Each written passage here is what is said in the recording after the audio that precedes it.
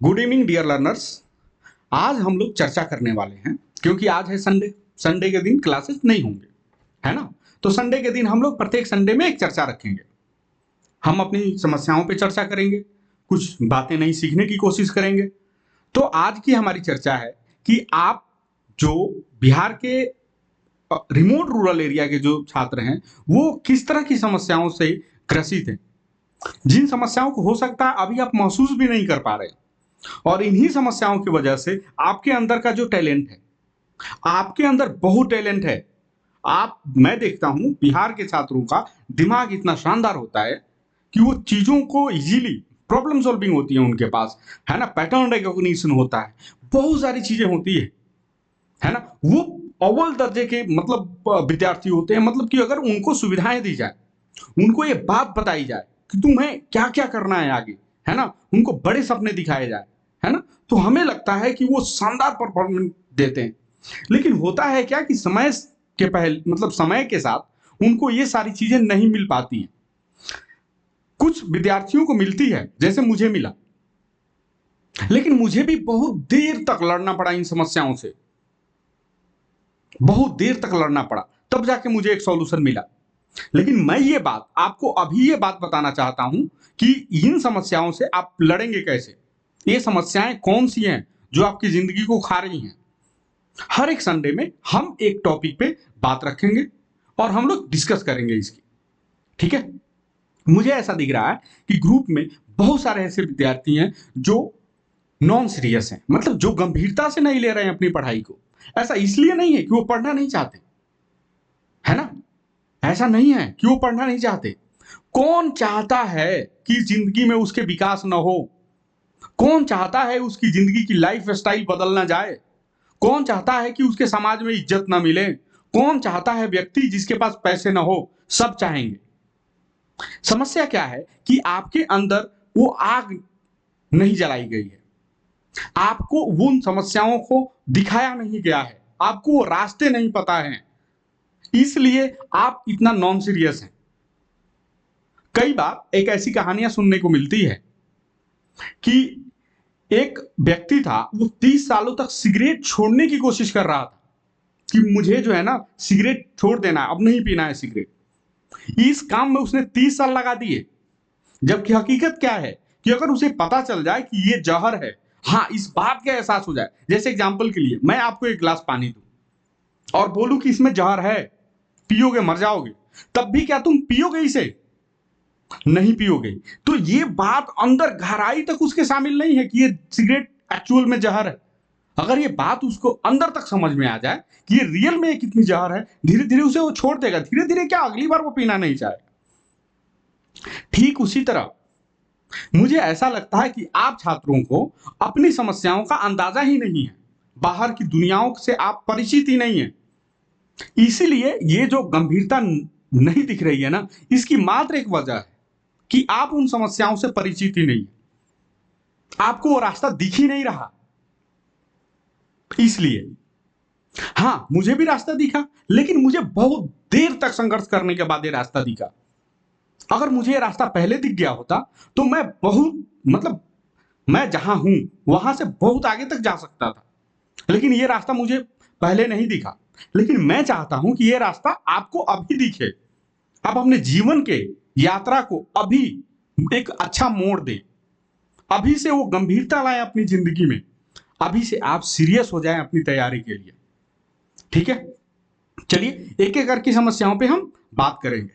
देखिए, मैंने अभी 5 बड़े समस्याओं को चुना है जो रिमोट रूरल एरियाज के लोगों को, विद्यार्थियों को देखने को मिलती है। अब रिमोट रूरल क्या है? रिमोट मतलब होता है दूर, और रूरल मतलब होता है ग्रामीण।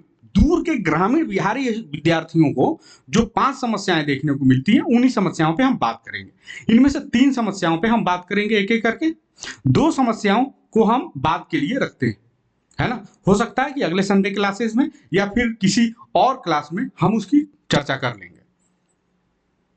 क्या क्या है समस्या है? पहला है सर्वाइवल फर्स्ट, है ना, कि आदमी जो है ना, हमारे यहाँ के क्षेत्र में क्या होता है कि लोग ऐसे समझते हैं कि हमें जिंदा तो रहना है ना, इसके लिए हम काम करेंगे। अभी जो हमारा फायदा होगा, अभी जो हम कुछ कर लेंगे, इसके लिए हम अपना जिंदगी जिएंगे।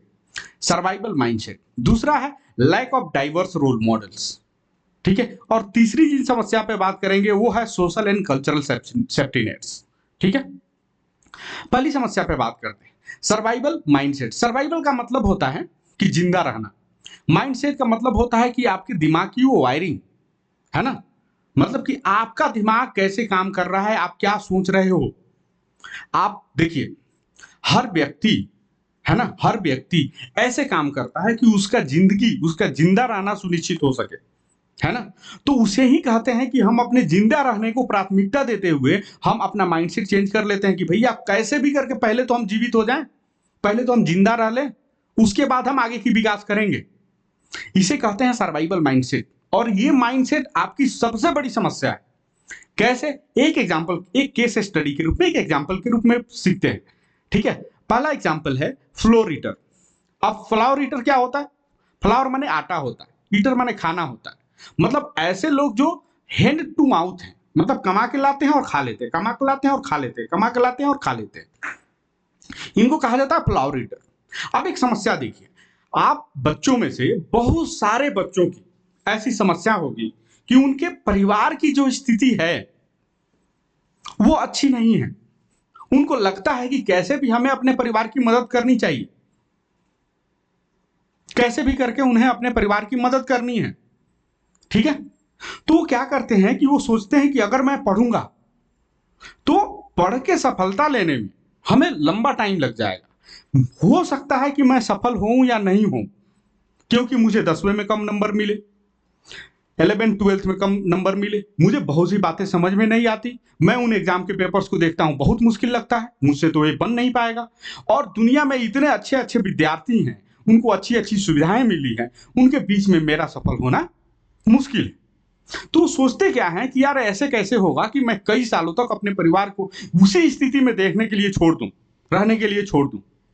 वो एक सिंपल रास्ता निकालते हैं, वो चाहते हैं बाहर कमाने के लिए, किसी सिटी में जाएं, वो बाहर निकलते हैं कमाने के लिए। बाहर निकलते हैं, कितना मिल जाता है उनको? चलिए, शुरुआत में 10 से 20 के बीच में उनको कुछ भी पैसा मिलता होगा, वो घर पे भी 8-10 हजार रुपए भेज देते होंगे। उनको एक फीलिंग आती है, यार मैं तो अपने परिवार की मदद कर रहा हूं, मैं अपने पिताजी की मदद कर रहा हूं, मैं एक हीरो हूं। लेकिन सोचिए, समस्या यही है, समस्या यही है, यही तो है सर्वाइवल माइंडसेट, कि हम ये सोच रहे हैं कि हम जीवित कैसे रहें। ठीक है, अभी अभी आपको ऐसा लग रहा है कि यार मैं तो अपने परिवार की मदद कर रहा हूं, है ना, आपको हीरो जैसी फीलिंग आ रही है, परिवार भी आपको बहुत प्रोत्साहित करेगा, फलाना का लड़का देखा ना कितना पढ़ा था, कितना पैसा कमाता। मैं अपनी कहानी बता रहा हूं, मैं और मेरा एक मतलब मेरा चचेरा भाई था, दोनों लगभग सेमी क्लास में थे, एक क्लास का अंतर था। वो मैं भी बाहर निकल के पढ़ रहा था, वो भी बाहर निकल के पढ़ रहा था, हम भी पढ़ा रहे थे किसी विद्यालय में, वो भी किसी विद्यालय में पढ़ा रहा था। लेकिन वो पढ़ा इसलिए रहा था कि वो घर पे पैसा भेज सके, जबकि मैं पढ़ा रहा था कि मैं अपने जिंदगी के जो खर्चे हैं, कोर्स खरीदने का, किताब खरीदने का, कॉपी खरीदने का, कपड़ा खरीदने का, इनका इनका मैं अपना वहन कर पाऊं, जबकि वो घर पे पैसे भेजता था।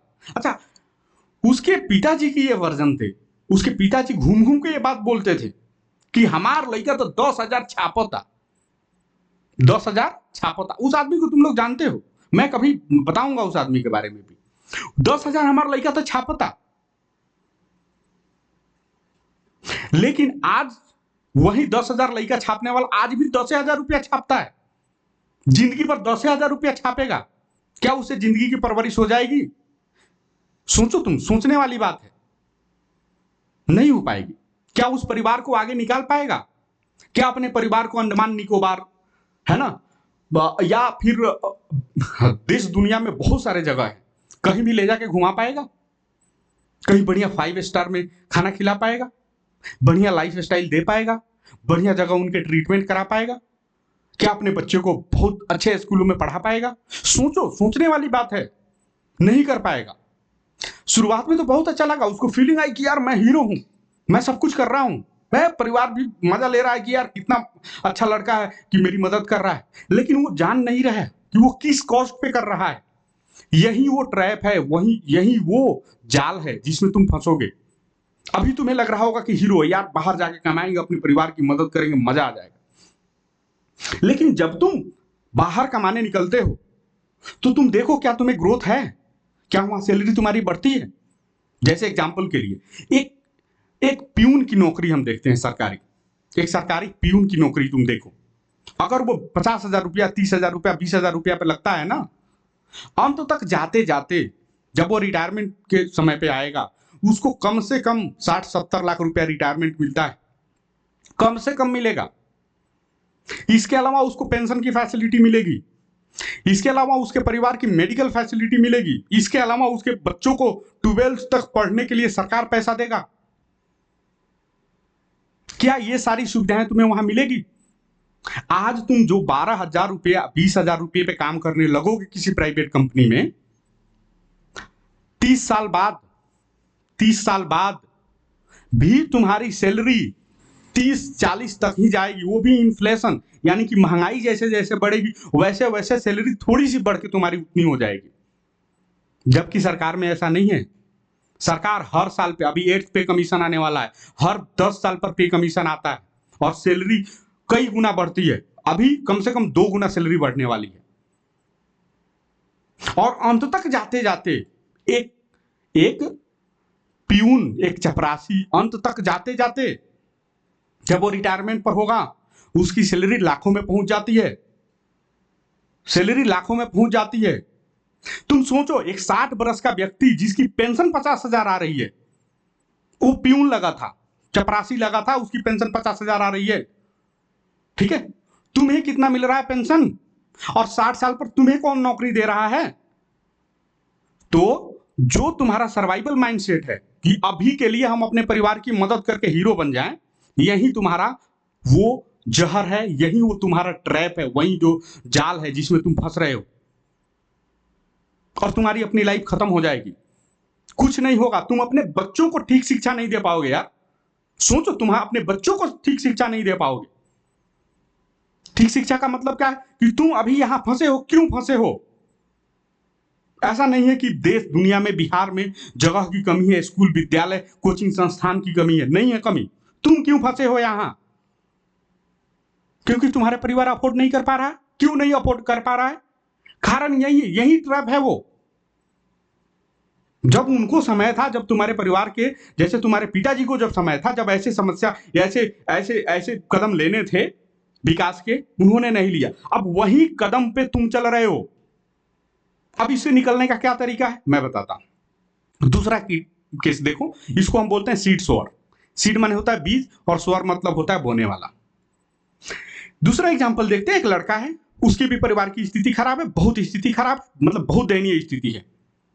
लेकिन वो सोचता क्या है कि यार अभी मैं मदद कर दूंगा अपने परिवार के, अपने समय को दे दूंगा अपने परिवार में, बाद में इस परिवार की मैं कुछ भी मदद नहीं कर पाऊंगा, मैं खत्म हो जाऊंगा, ठीक है।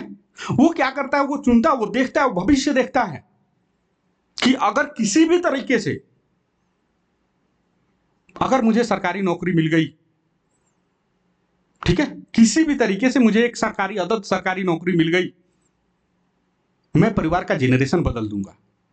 उसके बाद मेरे बच्चे अच्छे कॉलेजेस में पढ़ेंगे, अच्छी डिग्रियां हासिल करेंगे, सब कुछ मैं उनको दे पाऊंगा। उसको पता है किसी पिताजी को मैं, वो जब चाहे जहां चाहे उनको घुमाने के लिए, उनके लिए अलग से व्यवस्था, सारी व्यवस्था मैं उनके लिए कर सकता हूं। उनकी तबीयत खराब हो तो बढ़िया, है ना, मेदांता में, पारस में, अच्छे हॉस्पिटल्स में उनकी इलाज कराऊंगा, ना कि सरकारी हॉस्पिटल में ले जाऊंगा।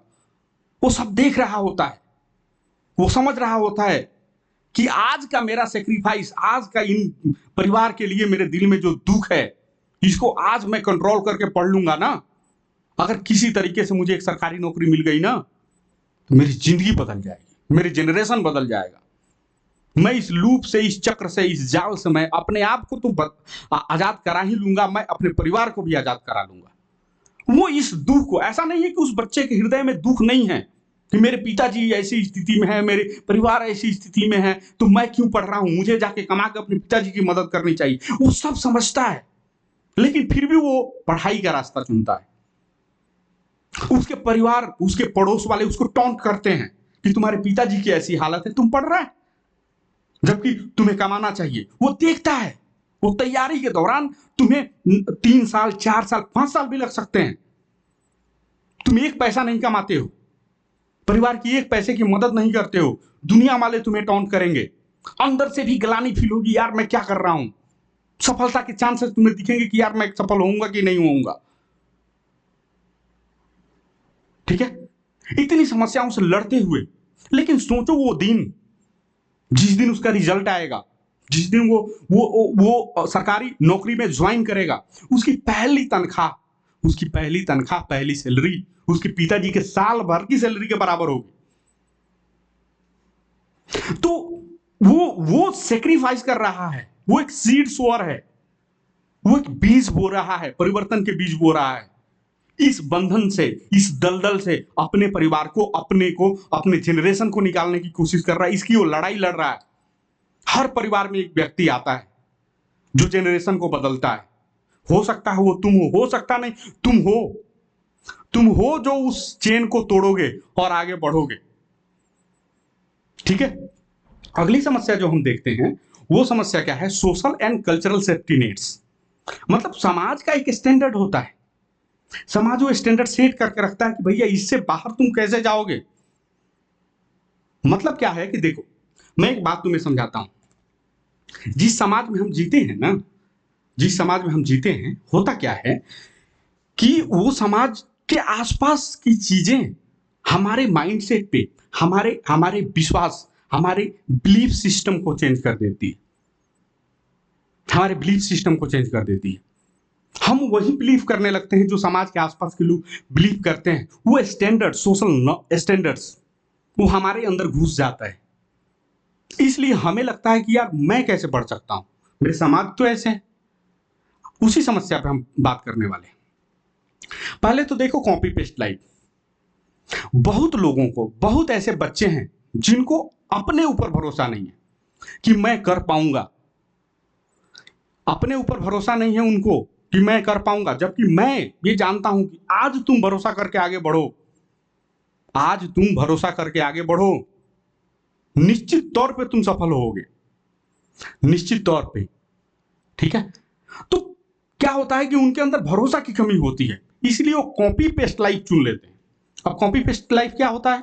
उनके पिताजी, उनके परिवार के सदस्य जो काम कर रहे होते हैं, उनको लगता है यार मुझे कुछ आगे क्यों बढ़ना है, मुझे इसी काम को आगे बढ़ा देना है, तो कॉपी पेस्ट कर देते हैं। ठीक है, रिजल्ट क्या होता है? आज वो जिस समस्या की वजह से नहीं आगे निकल के पढ़ पा रहे हैं, क्या आपको लगता है कि एनआईटी में एडमिशन लेके पढ़ना, एग्जाम निकालना जरूरी होता है एनआईटी में पढ़ने के लिए? सोचिए, क्या जरूरी होता है? क्या एनआईटी, आईआईटी से अच्छे संस्थान हमारे यहां नहीं है? सोचिए, क्या आपको लगता है कि एमबीबीएस करने के लिए केवल एग्जाम निकालना जरूरी होता है? सोचिए, नहीं, पैसे पैसे जरूरी होते हैं। अगर आपके पास पैसे हैं ना, तो आप अच्छे संस्थानों में आराम से एडमिशन ले सकते हैं डोनेशन के माध्यम से, लेकिन नहीं है आपके पास। आप उन संस्थानों की बात छोड़िए, आप अभी बाहर जाके पढ़ाई कर रहे होते, क्यों नहीं कर रहे हैं? क्योंकि पैसे नहीं है आपके पास।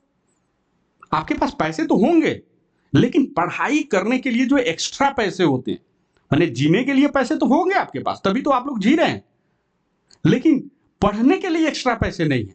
फैमिली वो उतना चीज बियर नहीं कर पा रही है। पर महीना आपको 10 से 12 हजार रुपये अगर हम दें और बोलें कि आपको बाहर निकल कर पढ़ना है, तो कितनी आसान होता है आपको, आपके लिए जिंदगी। और सोचिए, अगर एक सरकारी नौकरी लग गई आपकी, तो इतना किसी बच्चे को दे पाना पढ़ाई के लिए ज्यादा मुश्किल बात नहीं है। आराम से आप दे पाओगे अपने बच्चे को, लो ये 20,000 रुपये पर मंथ, तुम जाके अपनी पढ़ाई करो, अच्छी अच्छी तरीके से वो पढ़ाई कर सकता है। तो क्या होता है कि लोग अपने पर बिलीफ नहीं हो जाए। बिलीफ क्यों, अपने पर आप बिलीव क्यों नहीं कर पा रहे? क्योंकि आप अपने आसपास ऐसे सिस्टम को रखे हुए हैं, आपका समाज इस तरह के सिस्टम को आपके सामने रखा हुआ है। आपके दोस्त हैं, है ना, आपके दोस्त हैं, आपके दोस्त में से कोई भी व्यक्ति ये नहीं कहता होगा कि भाई तू सफल हो सकता है, तुम्हारे अंदर आग दिखती है, तुम बहुत तेज लड़का है, तुम ये कर सकता है, तुम वो कर सकता है, झूठ में भी नहीं कहता होगा।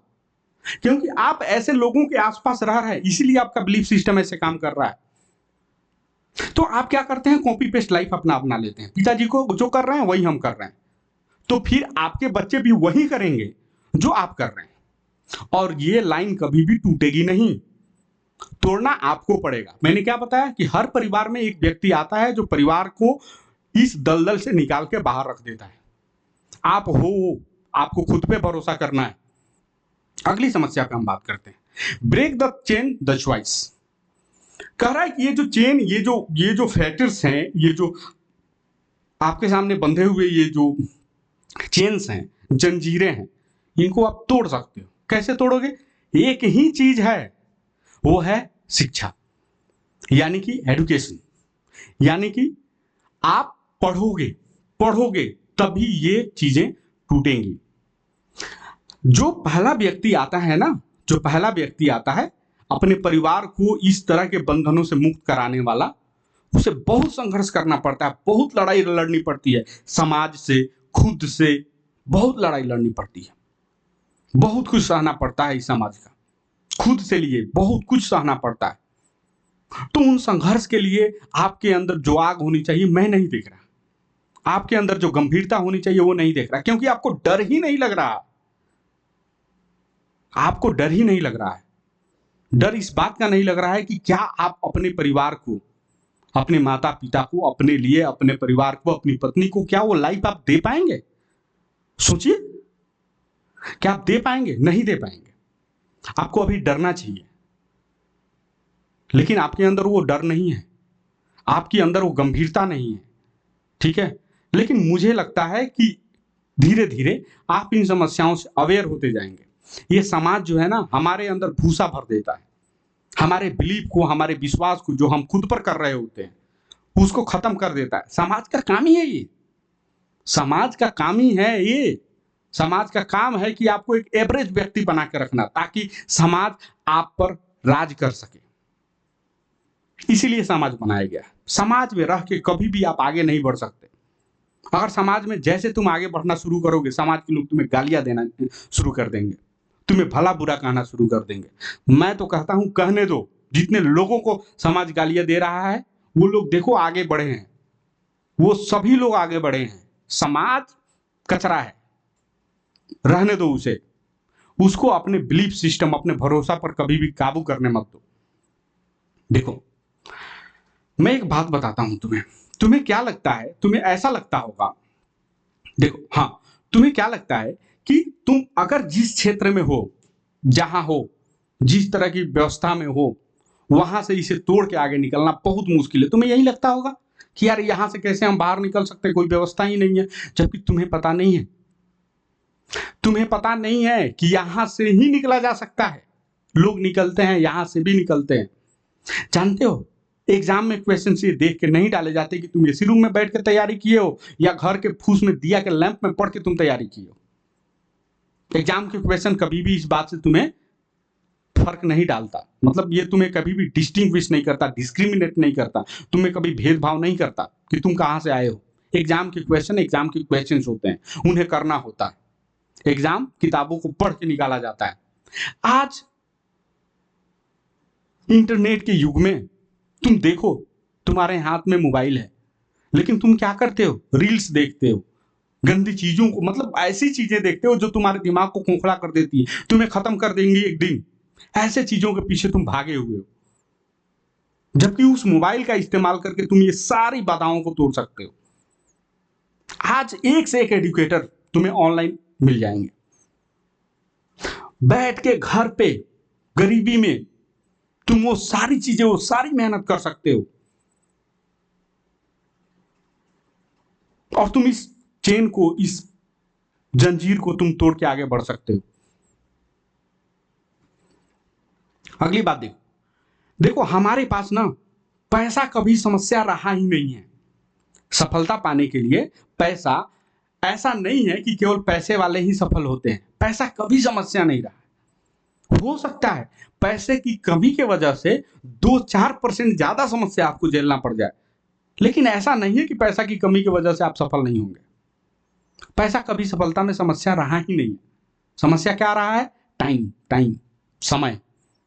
आज के समय को जिस तरह से तुम खर्च करोगे ना, जिस तरह से तुम खर्च करोगे ये तुम्हारा कल डिसाइड करेगा। तुम्हें पता है, बिल्कुल तुम्हें ये बात पता है। क्या पता है? कि 10th के मार्क्स, 12th के मार्क्स, ग्रेजुएशन के मार्क्स, ये जो बोर्ड के मार्क्स हैं ना, ये नंबर जो तुम लाते हो ना, इनकी ज्यादा भूमिका नहीं है इस जिंदगी में। तुम्हारी जिंदगी में ज्यादा भूमिका नहीं है इन सभी चीजों की। तुम सोचो, अगर तुम 12th में 450 ही ला लेते हो तो तुमको क्या ही मिल जाएगा। जबकि मैं कहता हूं ठीक है, तुम्हें 12th की तैयारी करनी है तुम करो, तुम्हें 10th की तैयारी करनी है तुम करो, मैं नहीं रोक रहा। लेकिन एक बात सोचो कि क्या इनके साथ, क्या हम आज से ही सरकारी नौकरी की तैयारी शुरू नहीं कर सकते? क्या साथ में इनको भी पढ़ना शुरू कर नहीं सकते? सोचना कभी। चलो थोड़े से कम मार्क्स आ जाएंगे तुमको 12th में, क्योंकि तुमने सरकारी नौकरी की तैयारी कर ली बीच में। क्या फर्क पड़ जाएगा इस बात से? जबकि असली फर्क तो ये बात डालता है कि कुछ समय बाद जो तुम्हें नौकरी मिलती है उससे तुम्हारी स्थिति क्या बदलती है, तुम्हारे परिवार की तक की स्थिति बदल जाती है। मैं यही बात तुम्हें समझाने की कोशिश कर रहा हूं कि तुम चाहे जिस भी क्लास में हो उसकी तैयारी तुम करते रहो, साथ में तुम्हें कॉम्पिटिटिव एग्जाम्स की तैयारी शुरू कर देनी है।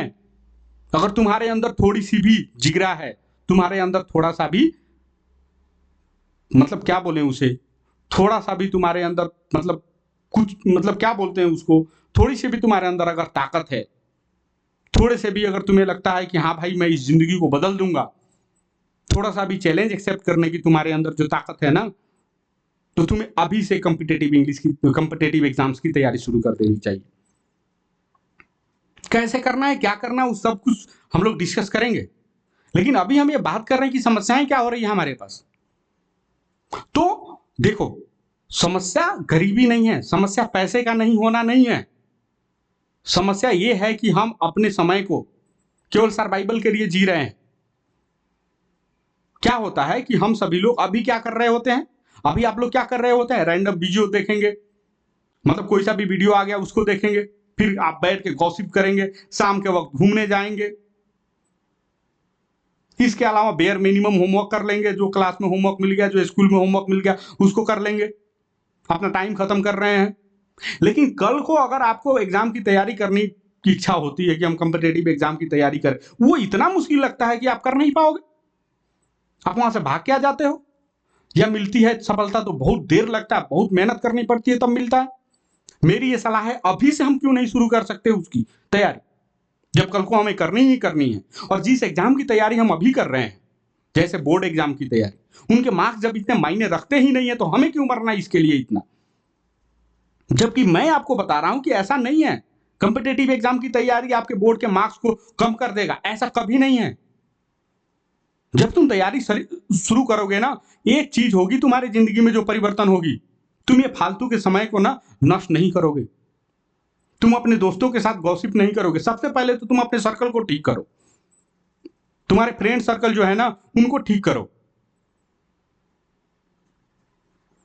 केवल उन बच्चों के ही साथ रहो, उन दोस्तों के ही साथ रहो। पहले तो दोस्तों की संख्या कम करो, किसी के साथ भी जोकर की तरह हंसने मत लगो, किसी के साथ भी तुम घुलने मिलने मत लगो, किसी के साथ भी तुम्हें उठने बैठने की जरूरत नहीं है, किसी के साथ कहीं जाने की जरूरत नहीं है, किसी के साथ भी तुम्हें बात सुनने की जरूरत नहीं है। तुम्हारा रूम, तुम्हारी किताबें, सब कुछ हो जाएंगे। मुझे लगता है कि आपके क्षेत्र में एक लाइब्रेरी की व्यवस्था हमें करनी चाहिए।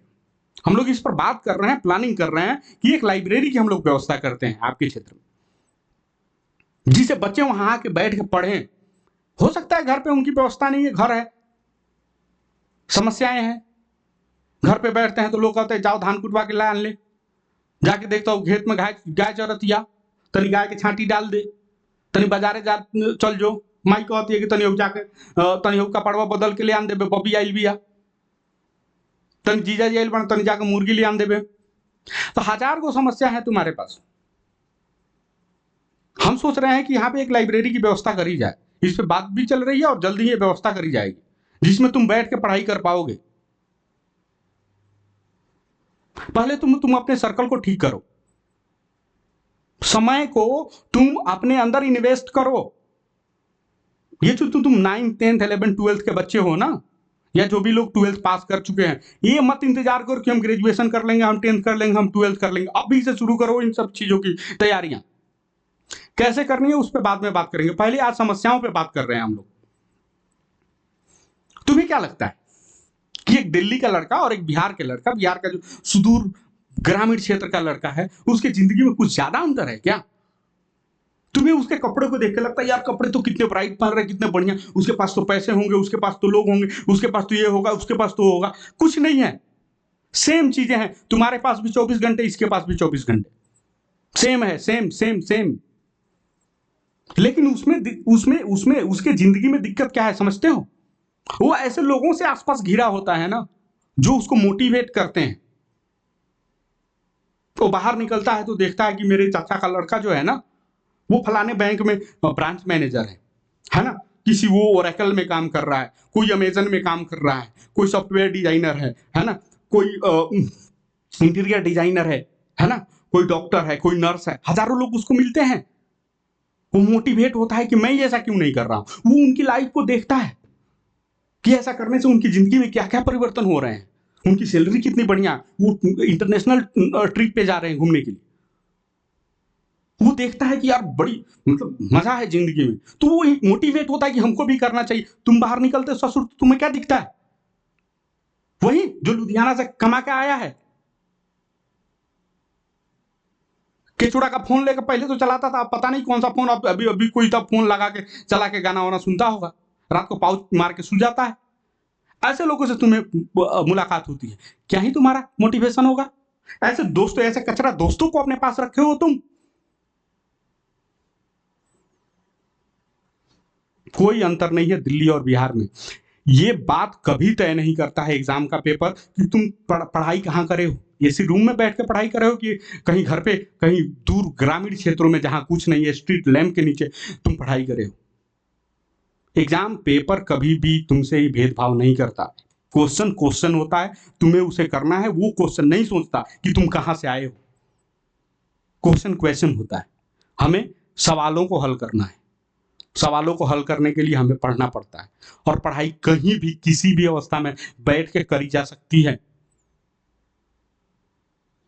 तुम में और बिहार, तुम में, और तुम देखोगे कि दिल्ली, पटना, मुंबई बैठ के तैयारी करने वाले बच्चों में ज्यादा अंतर नहीं है। आज के समय में वो रिसोर्स, वो संसाधन उनको भी मौजूद है, और ऑनलाइन इंटरनेट फैसिलिटी की वजह से आज वो तुमको भी मौजूद है। मैं आज यहां बैठ के तुमको ये बातें कर पा रहा हूं। देख रहे हो चमत्कार? देख रहे हो चमत्कार? ये तुम मेरी तो बात सुन ही रहे हो, किसी भी एडुकेटर की बात सुन सकते हो, कहीं भी किसी भी तरह की चीजों को पढ़ सकते हो।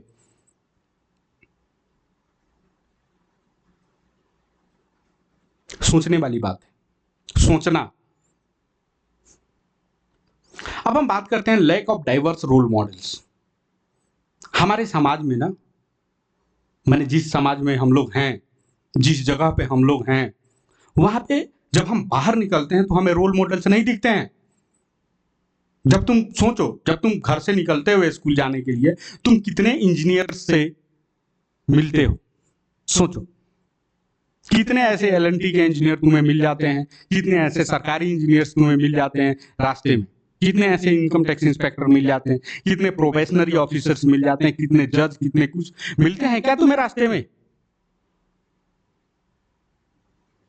वो रोल मॉडल्स तुम्हें नहीं दिखते तुम्हारे आसपास, तो तुम्हें रोल मॉडल्स कहां से देखना पड़ेगा? तुम्हें क्रिएट करना पड़ेगा। जब चीजें नहीं होती ना, हमें खुद क्रिएट करना होता है, खुद बनाना होता है। उस पर भी हम अगले संडे में चर्चा करेंगे कि हम अपने विचारों को कैसे बनाएं, हमारे विचार कैसे वास्तव में हकीकत बन जाते हैं, इस पर भी चर्चा करेंगे। हमारे रूरल बिहार की सबसे बड़ी प्रॉब्लम क्या है? विजिबिलिटी। विजिबिलिटी माने हमें दिखता ही नहीं है रोल मॉडल, तो हम करेंगे क्या? हमें नहीं दिखता है। हमें दिखता है वो मतलब छुछुंदर लोग जो किसी पर कमेंट करते हैं, गलत सलत इधर उधर की बातें करते हैं, है ना, ऐसे लोग हमें दिखते हैं। जो बाहर जाके कमाते, कोनो धागा फैक्ट्री में कमाता, कोनो लुधियाना कमाता, कोनो पंजाब कमाता, कोनो गुजरात में लोहा फैक्ट्री में कमाता, आ यहाँ आके बुझाला कि बनल सन कि हम के इंजीनियर है, जबकि तुम उसकी हकीकत नहीं जानते। अगर वो इंजीनियर होता तो उसकी परिवार की स्थिति, उसकी मानसिक स्थिति, उसकी जिंदगी के रहने, उसके लाइफ स्टाइल में परिवर्तन हो गया होता। ये सब साले चोर हैं, सब साले घटिया हैं, और ऐसे लोगों के बीच में रह के तुम कभी भी आगे नहीं बढ़ सकते। इसलिए अपने आप को बचाओ, जो तुम्हारे अंदर ताकत है उसको बचाओ, और उसे एक ऐसी दिशा में लगाओ कि जहां से तुम्हारे परिवार और तुम्हारे आगे आने वाले जनरेशन का भविष्य तय होता है। फिलहाल इतना ही।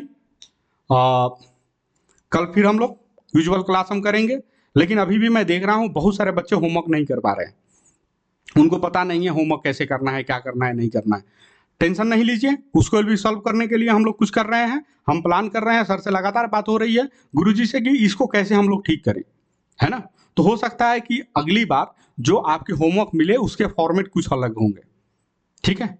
उस फॉर्मेट पे आपको, हमको लगता है कि कुछ भेजने की जरूरत नहीं पड़ेगी, वो फॉर्मेट इजीली आप कर पाएंगे, आपको आसानी से वो सारी चीजें आप इजीली कर पाएंगे, ठीक है। तो फिलहाल के लिए हम यहीं तक अपना सेशन रखते हैं। उम्मीद है इस सेशन से आपके अंदर बहुत सारी बातें सीखने को मिली होगी, ठीक है। और आप अपने अंदर की ऊर्जा को, अपने अंदर की ताकत को इस समाज से बचा के रखिए। समाज को रोड कर देगा, खत्म कर देगा, जंग लगा देगा आपकी जिंदगी पे, ठीक है। नमस्कार, मिलते हैं फिर बाद में अगले सेशन में।